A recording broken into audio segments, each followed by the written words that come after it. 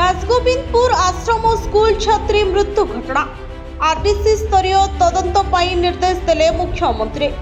आश्रम स्कूल छात्री रूपाली बेसरा वियोग रे मुख्यमंत्री शोक प्रकाश। शोक संतप्त परिवार वर्ग को समवेदना जणाइले मुख्यमंत्री मोहन चरण माझी। मृतकों परिवार पाई मुख्यमंत्री रिलीफ पांठि 3 लाख टंकार सहायता घोषणा। घटनार गुरुत्व को दृष्टि रखी मुख्यमंत्री आरडीसी स्तरीय तदंत पाई निर्देश देछन्ते। आरडीसी राजगोविंदपुर गस्त करी घटनास्थल रे अनुसंधान नहीं मुख्यमंत्री देछन्ते सूचना। केउ परिस्थिति रे पिला माने असुस्थ हेले एवं रूपालींकर मृत्यु घटिला से संपर्क रे सविशेष तदंत करी रिपोर्ट प्रदान करबा को निर्देश। स्कूल अन्य पिलामानंको स्वास्थ्य अवस्था उपरे नजर रखिबा पई एक स्वतंत्र डाक्तरी दल राजगोविंदपुर गस्त करिवे। सेठारे समस्त अंतवासींकर स्वास्थ्य परीक्षा कराजिबार व्यवस्था रहिछि। मयूरभंज जिला राजगोविंदपुर ब्लॉक काकबंध आश्रम स्कूल बासी पखाल सह आलू और आंब चटनी खाई 146 रु अधिक छात्र छात्री असुस्थ होइथिले।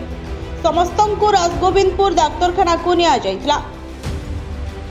सेमानंको मध्यरु गुरुतर थिबा 20 जन को Baripada PRMS medical college and hospital को स्थानांतर करा जाइथिला।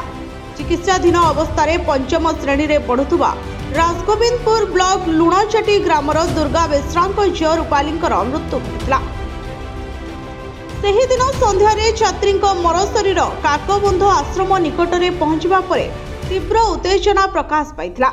ग्रामवासी निया जाली बारिपदा रास्ता अवरोध करथिले। गाड़ी शब ओह्लाइबाकू देई नथिले।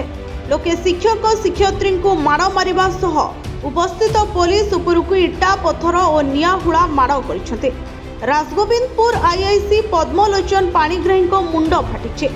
पुलिस पक्षरु लाठीचार्ज सह टीयर गैस प्रयोग होइछे।